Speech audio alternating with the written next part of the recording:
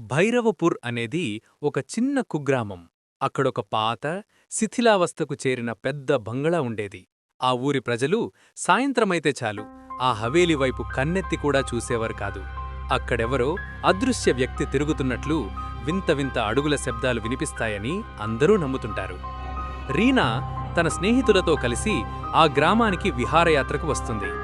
స్నేహితులు ఆటపట్టిస్తూ, "నువ్వు ధైర్యవంతురాలివైతే ఆ హవేలీ లోపలికి వెళ్ళిరా" అని సవాలు విసురుతారు. దయ్యాలు లేవని నమ్మే రీనా తన ధైర్యాన్ని నిరూపించుకోవడానికి ఒంటరిగా హవేలీ లోపలికి వెళ్తుంది. తన దగ్గర ఉన్న టార్చ్ లైట్ వేస్తూ లోపలికి వెళ్ళగా గోడల మీద తన నీడతో పాటు మరొక నీడ కదలటం గమనిస్తుంది. భయంతో ఎవరని అడిగితే ఎవరూ సమాధానం చెప్పరు. కానీ ఎవరో అడుగులు వేస్తూ తన వైపు వస్తున్నట్లు శబ్దం వినిపిస్తుంది. భయంతో ఆమె బయటకు పరిగెత్తుకు వస్తుంది. ఆ రోజు నుండి రీనాకు తన గదిలో కూడా ఎవరో నడుస్తున్నట్లు, అద్దంలో ఎవరో కనిపిస్తున్నట్లు వింత అనుభవాలు మొదలవుతాయి. ఊరిలో మంగలి పనిచేసే రఘు ఒకరోజు రాత్రి పొద్దుపోయిన తర్వాత ఇంటికి వెళుతుండగా చెరువుగట్టు దగ్గర ఎవరో తనను వెంబడిస్తున్నట్లు అనిపిస్తుంది. వెనక్కి తిరిగి చూస్తే ఎవ్వరూ ఉండరు. కానీ అడుగుల చప్పుడు మాత్రం వినిపిస్తూనే ఉంటుంది. అకస్మాత్తుగా అతని ముందు ఒక తెల్లని ఆకారం ప్రత్యక్షమై, "రఘు, నీ సమయం ముగిసింది, నువ్వు తప్పించుకోలేవు" అని హెచ్చరిస్తుంది. ఆ భయంతో రఘు మానసిక స్థితిని కోల్పోయి, "అడుగుల చప్పుడు నన్ను తీసుకెళ్లిపోతోంది" అని పిచ్చివాడిలా అరుస్తూ ఉంటాడు. గ్రామ స్కూల్ మాస్టర్ అనిరుద్ధ్ కూడా ఒక రాత్రి హవేలీ దగ్గర వెళుతుండగా అవే శబ్దాలను వింటాడు. అతని చెవిలో ఎవరో "నువ్వు తప్పించుకోలేవు" అని గుసగుసలాడతారు. అలాగే సవిత అనే మహిళ తన ఇంటి అంగణంలో దీపం పెడుతుండగా ఒక నల్లని చీర కట్టుకున్న స్త్రీ ఆకారం కనిపించి, "నిన్నెవరో తీసుకువెళ్లడానికి వస్తున్నారు" అని చెప్పి మాయమైపోతుంది. ఈ వింత ఘటనలన్నీ ఒకే చోటికి దారి తీస్తుండటంతో రీనా, అనిరుద్ధ్ మాస్టర్ మరియు ఇన్వెస్టిగేషన్ కోసం వచ్చిన పోలీస్ ఆఫీసర్ అరవింద్ అందరూ కలిసి ఆ హవేలీ రహస్యాన్ని ఛేదించాలని నిర్ణయించుకుంటారు. రాత్రి 12 గంటల సమయంలో వారు హవేలీలోని ఒక రహస్య గది అంటే నేలమాళిగలోకి వెళతారు. అక్కడ వారికి ఒక ఆత్మ కనిపిస్తుంది. ఆమె పేరు లలిత. 100 ఏళ్ల క్రితం ఆ హవేలీ యజమాని అయిన తన భర్తే ఆస్తి కోసం ఆమెను అక్కడే సజీవంగా సమాధి చేశాడని, అప్పటి నుండి తన ఆత్మ శాంతించక ఇలా అడుగుల చప్పుడుతో అందరినీ భయపెడుతోందని తెలుస్తుంది.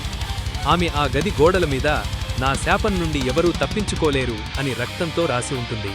ఆ ఆత్మకు విముక్తి కలిగించడానికి ఆ హవేలీని తగలబెట్టాలని వారు నిర్ణయించుకుంటారు. హవేలీని కాల్చివేసిన తర్వాత గ్రామంలో కొన్నాళ్లపాటు శాంతి నెలకొంటుంది. కానీ కథ అక్కడితో ముగియదు. కొద్ది రోజుల తర్వాత రీనా తన గదిలో చదువుకుంటుండగా మళ్లీ అదే భయంకరమైన అడుగుల చప్పుడు వినిపిస్తుంది. ఆ అడుగుల చప్పుడనేది కేవలం ఒక శబ్దం కాదు, అది ఒక నీడలా ఆ అరుపులు విన్న ప్రతి ఒక్కరినీ వెన్నాడుతూనే ఉంటుంది. హవేలీని కాల్చివేసిన తర్వాత అంతా అయిపోయిందని రీనా భావించింది.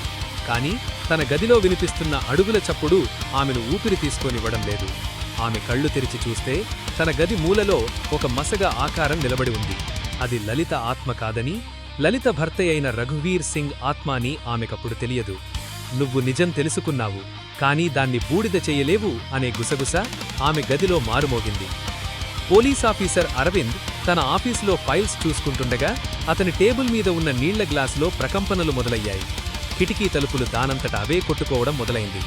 అతను బయటకు వచ్చి చూస్తే పోలీస్ స్టేషన్ బయట ఉన్న రోడ్డుపై వరుసగా అడుగుల గుర్తులు, పాదముద్రలు కనిపిస్తున్నాయి. కానీ అక్కడ మనిషి మాత్రం లేదు. ఆ అడుగులు నేరుగా అతని వైపు వస్తూ ఆగిపోయాయి. అనిరుద్ధ్ మాస్టర్ గ్రామ చరిత్రను వెతుకుతుండగా ఒక పాత తాళపత్రం దొరుకుతుంది. అందులో లలితను చంపిన తర్వాత తన భర్త తన తప్పును దాచడానికి ఒక మాంత్రికుడి సహాయంతో తన ఆత్మను కూడా ఆ హవేలీలోని ఒక పాత బావిలో బంధించుకున్నాడని రాసి ఉంది. హవేలీ కాలిపోయినా ఆ బావిలోపల ఉన్న రహస్యం ఇంకా సజీవంగానే ఉంది. గ్రామంలోని పశువులు వింతగా అరవడం, రాత్రిపూట ఎవరూ లేని వీధుల్లో గుర్రాల అడుగుల చప్పుడు వినిపించడం మొదలైంది. ఊరి ప్రజలు భయంతో వణికిపోతున్నారు. రీనా, అరవింద్ మరియు అనిరుద్ధ్ మళ్లీ కలిశారు. "మనం హవేలీని కాల్చాం, కానీ ఆ నేల కింద ఉన్న శక్తులని ఏమీ చెయ్యలేకపోయాం" అని అనిరుద్ధ్ హెచ్చరించాడు. ముగ్గురూ కలిసి అర్ధరాత్రి ఆ పాత బావి దగ్గరకు చేరుకున్నారు. బావి నుండి నల్లని పొగ వస్తోంది. అరవింద్ తన టార్చ్ లైట్ వేయగా బావి లోపల నుండి కోట్లాది అడుగుల చప్పుడు ఒక్కసారిగా వినిపించింది. అది కేవలం ఒక ఆత్మ కాదు, ఆ హవేలీలో అన్యాయంగా చనిపోయిన ఎందరో వ్యక్తుల ఆక్రందనలు. అనిరుద్ధ్ మాస్టర్ ఆ తాళపత్రంలో ఉన్న విముక్తి మంత్రాన్ని చదవడం మొదలుపెట్టాడు. ఆ సమయంలో గాలి ఉధుటంగా వీచింది. చుట్టూ ఉన్న చెట్లు కూలిపోతున్నాయి. ఒక భయంకరమైన ఆకారం బావి నుండి బయటకు రావడానికి ప్రయత్నించింది. కాని అరవింద్ మరియు రీనా ధైర్యం చేసి ఆ బావిని పవిత్రమైన గంగాజలంతో నింపారు. ఒక్కసారిగా పెద్ద శబ్దం విని అంతా నిశ్శబ్దమైపోయింది. ఆ అడుగుల చప్పుడు శాశ్వతంగా ఆగిపోయింది. మరుసటి రోజు ఉదయం ఆ బావి ఆచూకు లేకుండా పూడిపోయింది. భైరవపూర్ ప్రజలు చివరకు స్వేచ్ఛగా ఊపిరి పీల్చుకున్నారు. రీనా తన నగరానికి వెళ్లేటప్పుడు ఒక చిన్న పిల్లాడు తన వెనక పరిగెత్తుతూ వచ్చి, అక్కా, నీ వెనక ఎవరో నడుస్తున్నారు చూడు అన్నాడు. రీనా వెనక్కి తిరిగి చూసింది. అక్కడ ఎవ్వరూ లేరు. కాని మట్టిలో మాత్రం కొత్త పాదముద్రలు కనిపిస్తున్నాయి. అడుగుల చప్పుడు ఎప్పటికీ అంతం కాదు. అది కేవలం చోటు మారుస్తుంది. మిత్రులారా, భైరవపూర్ ఈ భాగం మీకు నచ్చిందని ఆశిస్తున్నాను. ఆ అడుగుల చప్పుడు వెనక ఉన్న రహస్యం మిమ్మల్ని భయపెట్టిందా? మీ అభిప్రాయాన్ని కింద కామెంట్ సెక్షన్లో తప్పకుండా తెలియజేయండి.